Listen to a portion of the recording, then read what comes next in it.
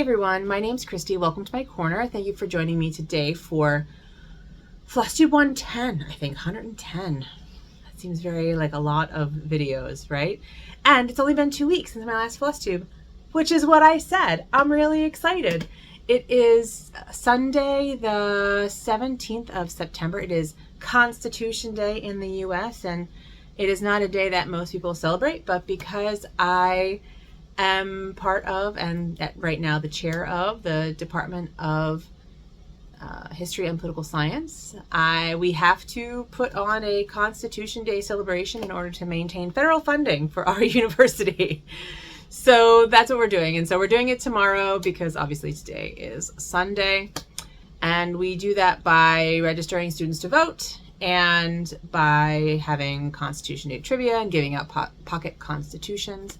So I'm doing that from 10 to noon tomorrow. So that's how I know that it's Constitution Day today. And I actually have some things to show you, which is exciting. I have 2 whips. I have a kit up that I want to talk about. And then I'm a member of the Embroiderers Guild of America, and I got their monthly magazine. So I'm going to just do a quick flip through of that because I don't have much else to talk about. But yeah, I'm pretty excited. It's been 2 weeks. I'm proud of myself. I'm really proud of myself. So before we get to any of that, I want to welcome my new subscribers. Thank you so much for joining me on my crafty and artistic adventures. Welcome back to my friends who've been with me for however long you've been with me. It's been great to get to know you in the comments here on YouTube and also on Instagram. And if you're not following me on Instagram, you can find me at Dr_Christy, and that will be down below because I'm not editing. And in the description box down below, I mean. I'm sorry that I'm still kind of clearing my throat. I'm mostly over my cold, but yeah, I'm a little throat cleary. What are you gonna do? So yeah, so you can find my Instagram in the description box below, and yeah, welcome. Please follow me if you're not following me over there. What else is happening? Oh yeah, this is the channel about embroidery, cross stitch, and other textile crafts, and history and the history of all those things. So if any of that is interesting to you and you're not subscribed, I'd love to have you subscribe and stick around. And I guess I'll just talk about my week afterwards at the end. You know, that way you can skip it if you want to.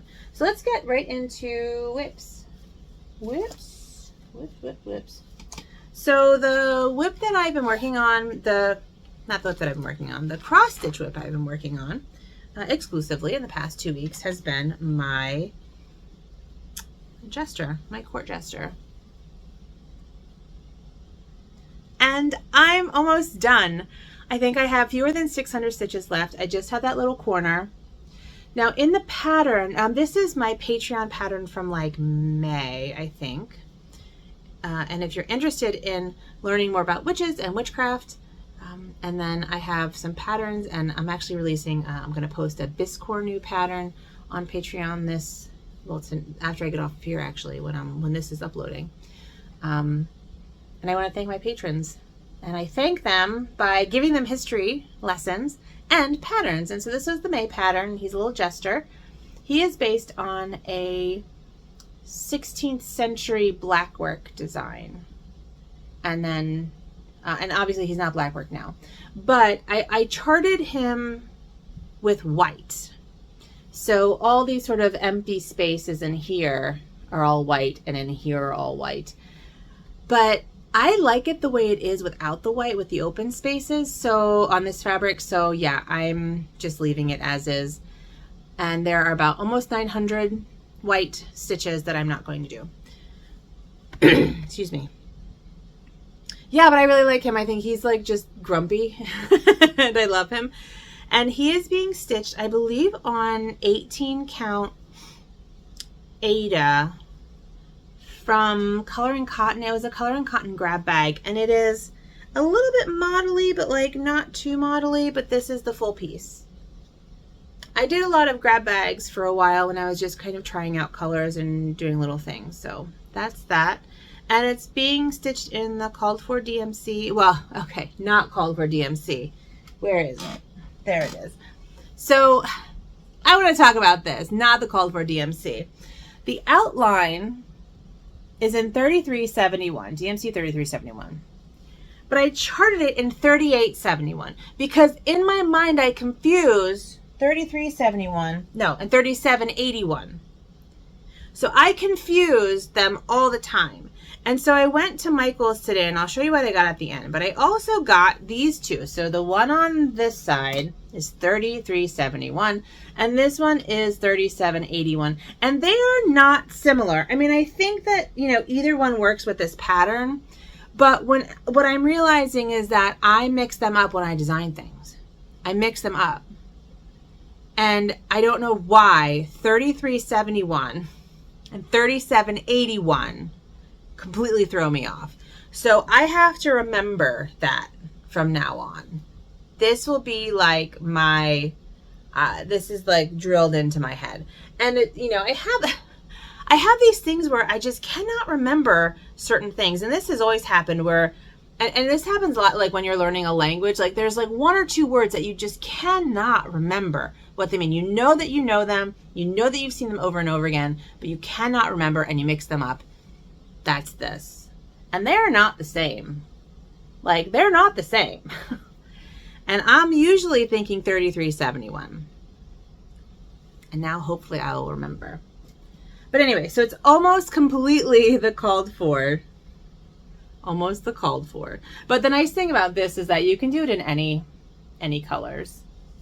Right? It's just it's two contrasting colors, a gold, a dark brown, and a white. And when I released this on Patreon, I gave multiple options for colors. And the colors don't even have to be contrasting. I think one of the options I did used like 501 and 503 or something like that. So they were pretty close. Anyway, that hopefully will be done by the next time I see you, which will be in 2 weeks for a Flosstube. That's my plan anyway. Nope. Probably not, because my cousin's getting married in 2 weeks, and so I'm traveling up north in 2 weeks. But maybe 3 weeks. I think I'll have another video in 3 weeks and another Flosstube in 3 weeks, and that'll be good. But I should have 2 videos to tide you over. I should have my tiny sewing machine collection video, and also my grandmother's sewing box unboxing. So that will be fun. All right. The other whip I have is crochet. So, sorry about the crinkles. And I don't think I finished a row. So I'm still attached to all the things. I'm still attached. I am definitely still attached. There we go. So here is where I am. And I think I've done 4 rows. Well, no, I think I've done, 4 rows. 1, 2, 3, 4, 5. Oh, no, I've done 6 rows. I think I've done 6 rows. So it's getting bigger. And this is being crocheted using 2 colors, of True Boo rayon from Bamboo that I got at Joann. So this is going to be a granny square sweater, and I'm doing 1 large blue and white square for the front, 1 large blue and white square for the back, and then I am doing a mustard yellow shoulder, probably just like, I don't know, not granny square, but I don't know what it's going to be because I've only ever done granny squares, so we'll have to watch a video, figure out what I'm doing.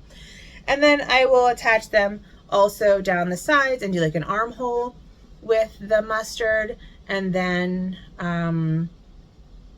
do a waist with the mustard, a bottom hem with the mustard.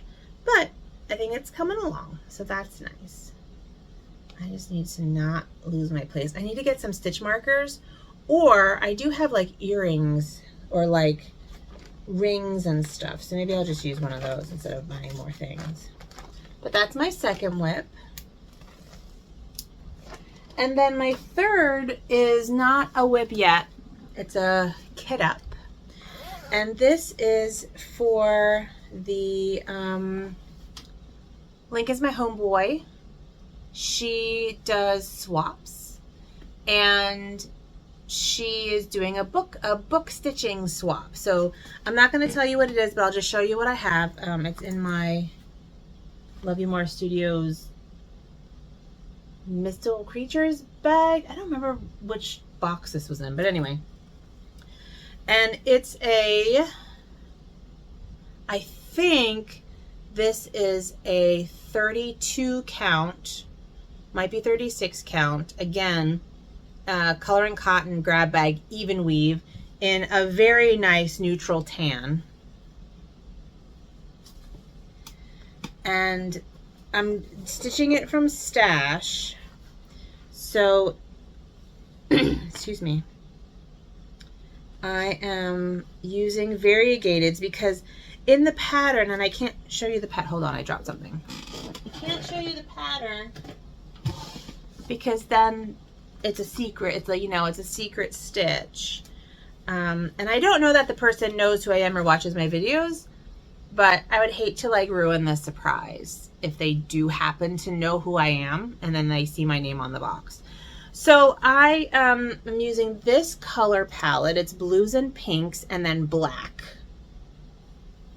So I'm using Anne's Constancy from Forbidden Fiber Co. And that's from, damn, I keep dropping things. This is from the Jane Austen box from Black Needle Society. I was gonna say Black Ribbon Stitch Studio, but that's Denise. That's another person. Oh my goodness. Okay. So I have, let's try this again. So we have Anne's Constancy, and that's from Persuasion, Jane Austen's Persuasion. I have Coloring Cotton Tusk, which is just like an off-white. Oh, and I didn't even really show this to you. Sorry. This is why we can't have nice things, Christy. There we go. So it's sort of like a dark dusty blue, which I really like. It's not too variegated. It's quite solid and tonal. The tusk is just kind of an off-white, Dusty Rose by Coloring Cotton. I once belonged to the Coloring Cotton Floss of the Month Club, so I have a lot of Coloring Cotton. Dusty Blue. This is kind of an antique-y color scheme. And then this is DeVere Yarns Cotton Floss Sugar Pink, which, there we go, Sugar Pink. And then black, DMC 310. I have a cone of it, so I didn't put it on here. So that's it. So that's the stitching that is going to happen. And since we're talking about that, I'll also talk about plans. I have to stitch this, get that going, and then I have to model stitch my just cross stitch pattern that's going to be in their May issue, May 2024 issue. There were some back and forth negotiations, but we've worked that all out, so that's good. And I'm excited about it. And that kind of takes, well, that takes me to two things. So first of all, I have the Just Cross Stitch magazine release will be part of a monthly series. And so the Just Cross Stitch one will be my May part of the series. And I'm going to, they're smalls, and I'm going to finish them in a journal. And so instead of getting like a normal journal, I got this journal. So it'll have like space to spread out, and I'm really excited.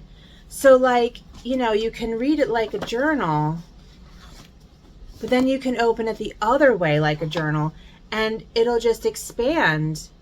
And so I think I got this at Michael's. It's like $8. It has 18 pages in it, but I think that means, like they're 18 folds, not like, or they're 9 folds. No, I think that they're, hold on, let me check. Hold that thought. 1, 2, they're stuck together. Oh, there we go. 1, 2, 3, 4, 5, 6, 7. Okay, so there are 9 folds. 9 folds. So 18 sides, but then you have the other side too. I'm sorry, this is very complicated and boring, I'm sure. It's not complicated at all, I'm sorry. This is very boring, I'm sure. But I'm really excited about it. So I think that this is great. This is the Artist Loft, and it's just a sketchbook, accordion fold sketchbook. So if you're interested in doing if you want to do a journal, this is a great one because it'll just expand. And it has this elastic on the back that I'm probably going to cut off and make like a pretty belly band or something that has a pretty cover on it or something like that. Yeah, and use this for my patterns next year. So that'll be fun. So I got that today. And then, oh, and then I also got, sorry, I guess we're in haul. Ha ha ha, I don't have very much. I also got this. And this is one of those like card things that you like for a wedding. But I was thinking orts, and I can just keep them here. I was putting them into like Christmas baubles, but I don't really decorate for Christmas much. So I've decided that I'm just gonna store them in here forever. And then they just kind of will sit. And these are, what I'm putting in now is from like this year and last year. Let me do it this way. So I'm just gonna stick them in and then watch it fill up. And I think that that'll be really fun. And I'll use it as decoration in my craft art studio here.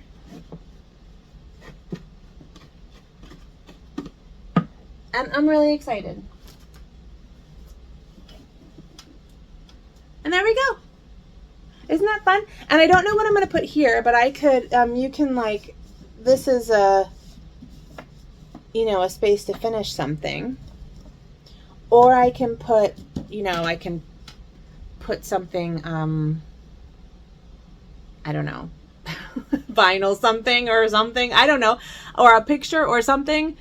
So I haven't figured that part out yet, but I have my orts in there. So I think that's really fun, and that makes me really happy. And then this will decorate, this will kind of hang out in here and decorate in here. So I got that today too. It was on clearance. It was $16 at Michael's on clearance. Take that off. The price tag, I mean. The other thing that, talking about my model stitch for just cross stitch made me think about is I have a medieval marginalia pattern that I love, and usually I stitch them first before I release them. But between my test stitch, my model stitch for just cross stitch, my stitchy swap stitch, and then the stuff I want to release in January that are kind of small, I'm feeling really booked on the stitching. I don't think I'll have time to do my model stitch for my medieval marginalia for a while. So my question for you is, should I just release it with a mock-up? I'm gonna obviously like double check and make sure that it's all like how I want it, but it's using the same colors as all of my other, what's it called? Medieval marginalia patterns. So like I know the colors go together. I know the colors. So it's not like I have to test the colors. What do you think? I'd like your opinion. Would you be willing to, like, you as a consumer, as a customer, as a cross stitch customer, would you buy a pattern that only had a digital mock-up and not an actual stitched thing? And once I stitch it, then I'll post that picture, but that might not be until December. And I kind of want to release it before then because I'm excited about it and I want to see people stitching it because I think it's hilarious. So I guess I just want your opinion. This is not like, are you planning on buying it? This is as a cross stitcher and cross stitch pattern buyer. Would you be willing to buy a pattern as part of a series with only a mock-up for one of them for a few months? Let me know in the comments. That would be really helpful for me to know if I should release it or not, you know? The other thing, speaking of releases, I did post a video between my last Flosstube and this Flosstube, and it was my pattern release video for my Temperature Library 4. And so I will, I'm at 20 minutes. Okay, so I'll post a link to that up here. That'll be easy to edit in while it's uploading. And yeah, I go through kind of what's included in it and the different knickknacks / tchotchkes, depending on what you call them. And I'm really thrilled with it. I'm really excited about it. It makes me really happy. There's some good knickknacks in here. The cassette player. It's like a little boombox. It's like a little boombox. I was born in 79, so like I had a little boombox. I had like this little cassette player when I was a kid. I did. I think it was pink though. It was not black, but still, I love it. So yeah, if you're interested in doing my 2024 temperature pattern, you can watch that video and you can find this on my Etsy shop. And that is available now. I think that's it for my personal stuff. So let's look at, oh man, that's pretty. My Needle Arts magazine from the Embroiderers Guild of America. And this isn't cross stitch. This is all different things. This is needlepoint. This is cross stitch. This is sort of counted work and not counted work. And there's a table of contents. There is kind of a letter and articles. I know a lot of you are into specialty stitches, but look at that. Isn't that pretty? Here's this sort of, looks like a specialty stitch sampler.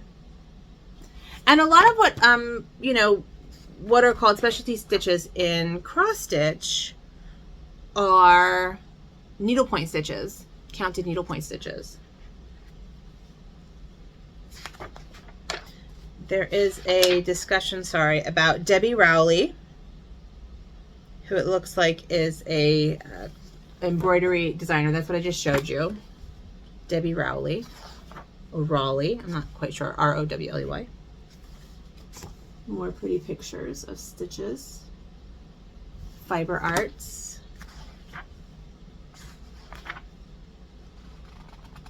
An article about the chain stitch. I do love a chain stitch. I really do. And there's so many interesting ways to do a chain stitch. Oh, and it gives you, ooh, that's cool. Sorry.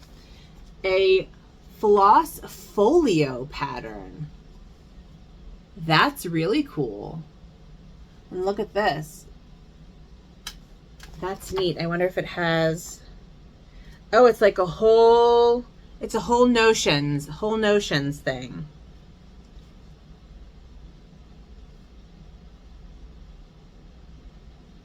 The bullion knot needle rest. The colonial knot thread holder.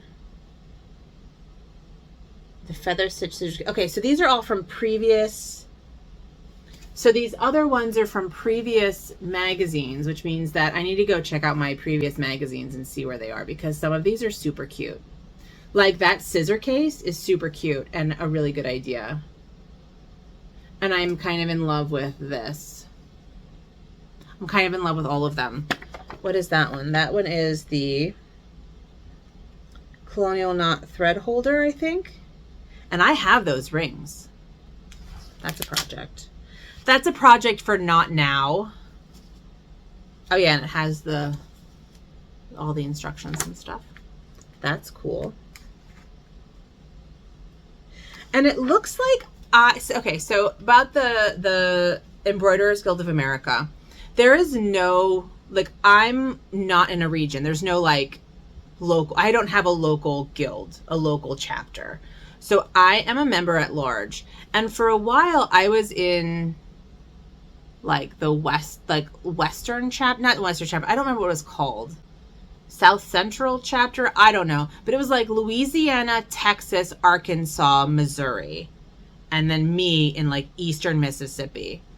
So all of the events were at least 7 hours away. Most of them were much farther away by driving in Texas, because that's where, you know, Texas is a very large population. Well, somehow in the past year, I've been moved to the East Coast, the Southeast one. And so the meeting is in Atlanta, which is like 4 hours from me. So I'm kind of excited that I might actually be able to like go to things now. And that would be fun. And once I kind of get, sorry about the noise, people are driving past. Once I kind of get used to my schedule and have more time to do stitching and embroidering and artwork again, because I haven't really done my textile art in a while. I've been kind of, I just haven't been feeling creative, I guess. It's just been a lot going on. I think I'm gonna go to more things. I do. All right, so we have all sorts of different, wait, what is this? This is a medallion trinket box. And it has all the stitches. So this is counted. Looks like this is cross stitch and other things. And it gives you the pattern. A discussion of different types of needlework, like stump work and gold work and needle painting. There. But I want more pretty pictures. Pretty pictures. Where are all my pretty pictures? Ooh, the Plymouth tapestry. And this is the second part. The Plymouth tapestry.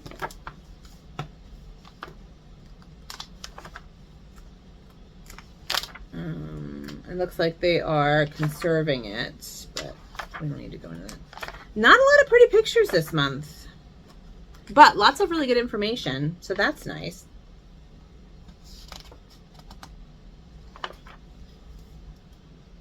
Oh, here's some Fiber Forum Gallery. Look at these. These are cool. God, fiber is such an underrated medium for art. You can do so much stuff with fiber. I mean, look at these. Look at these. Quilting, embroidering,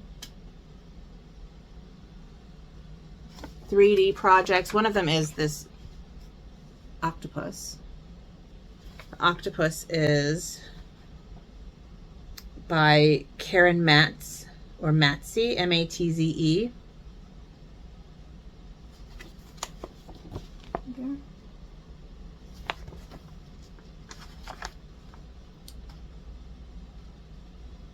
Yeah, I think that's it. But the national seminar is going to be in Atlanta. Oh, August 14th to 18th, which is right when my semester starts. I'll have to see. That's a bummer though. Anyway, that's the end of the, oh, here's a larger picture of the floss keeper. That's cute. That's really cute. I can see making like a needle roll, like a floss roll out of that. I don't know. I'll think about it. Anyway, that's it from me, I think. Oh, update. If you want, you know, hear more about my life, my day. My semester is going really well. We're starting actually a really interesting book in my Ancient Greece and Rome class called Trying Neaira. And it's basically a book, so it's a book about a trial or a trial oration that took place in like 349 BCE in Athens, where this woman was on trial for pretending to be a wife, like an Athenian citizen's wife, because Athenian citizens couldn't marry non-Athenian citizens at that point. And so she was a concubine and had been like a sex slave and then a prostitute, more like a brothel keeper, right? She had sort of, she bought her freedom and then made money and then found this protector, and they had a relationship together for like 30 years. And the accusation was that he was trying to pass off her son as an Athenian citizen, but at that point the mother and the father both had to be Athenian citizens before they could, or else the child could not be an Athenian citizen. So the whole reason why she's on trial is because the guy who's accusing her is mad at the man who she's living with and is trying to take him down using her. And it's a pretty famous oration by, well, it's been attributed to a guy named Demosthenes, and he's a really famous orator, but from what I understand, they don't think it is actually Demosthenes, but it's found in his works, and it's called Against Neaira, N-E-A or N-A-E-I-R-A, Neaira, something like that. Anyway, it's really interesting. So we're talking about it today, and I use this book for a couple reasons, because it gets at the lives of like normal-ish people. It gets at the lives of not upper class women, which is really hard to do. But even more broadly, it's a trial. So we learn about the legal system, we learn about citizenship and what that means and what it doesn't mean. We learn about the politics, right? We learn about justice. So there are all these, so it's like, it encapsulates a lot of really interesting topics in a more interesting way than just reading Demosthenes, right? Or just reading about a trial. So you're actually getting a trial. It is a little, it's a popular history, which means that it isn't well footnoted, which is unfortunate. And it's a little salacious. So there are a lot of very explicit descriptions of sex acts in the beginning. And she is a very young person, a girl, when she is enslaved and sold to a brothel keeper. So she was like 12. So all this kind of stuff that's going on right now in the news about, rape accusations and Russell Brand is very not new, right? Like these things, like, I don't know, abusing children is not a new thing, sexual abuse of minors. So I had to do trigger warnings for my students and just be like, just know that we're talking about this, and it's heavy. It gets heavy for a little bit, but we're not going to sort of focus on that. We're going to focus on the wider things, and giving them, like, letting them know that it's there will allow them to expect it, and when it comes, not be surprised, and they can process it. So anyway, that's a lot to say that I'm pretty excited about discussing this text this week. And we're going to compare it to a text we read last week, a text we read last week about sort of ideal wives in, I don't know, like I don't remember when it was Socrates, so it has to be in the 5th century. Socrates dies in 399. Anyway, so we're comparing sort of like ideal womanhood, this sort of married with children and obedient, but also not dumb, right? To this sort of not ideal woman, but real woman. The ideal woman doesn't exist, but the real woman does exist. And so anyway, doing those comparisons. And at some point we're going to spin some wool. I have a bunch of spindles and we're going to spin some wool. So that's what I'm doing in class. And on Friday, I went to the state capitol to a meeting. The community colleges align their curriculums to make sure that they're all doing the same thing every 5 years. And they ask representatives from four-year institutions to come and sort of give advice for the best way to make sure that those classes transfer into our four-year institutions. And the history room had a lot of drama. Someone got kicked out for being disruptive. It was not me. I think I made a very good impression. But someone got kicked out. It was a little bit troubling. It was troubling on all ends. I'm not really going to go into it, but it was a little troubling. And a little racist old lady came up to me and told me that I was wrong about history. So yeah, that happened. And it was interesting. And if you are in the area, I know most of you are not near me, which is fine. I understand. I'm in the middle of nowhere. But some of you are near me. And if you are near me, I live in Columbus, Mississippi. I have started hosting it got really quiet all of a sudden. Apparently I've been yelling. I'm sorry. My air conditioner is very loud in this building. So on Tuesday nights at my local arts council, I host Rosenzweig Crafter Dark. So it's the Rosenzweig Arts Center, and I host a Crafter Dark, which is where you bring your whips to the art center from 7 to 9 every Tuesday, and we just hang out and chat and do our crafts together, just to, get out of the house and do something that is just fun. So if you're in the area and are feeling like you want to get some work done on a whip and hang out with some folks, come out to Rosenzweig Crafter Dark. I'm hosting it with the Columbus Arts Council, and I think the address is 501 Main Street in Columbus, Mississippi. So you can come hang out with me there. And I think that's it. So don't expect me in 3 weeks. Expect me again for a Flosstube in 3 weeks, and I hopefully will have some stuff done, because I'm going on a plane. I'm going on the plane for the first time since January of 2020. Rich and I went to Spain for my 40th birthday, and that's the last time I've been on a plane, because then COVID hit and planes were already disease vectors.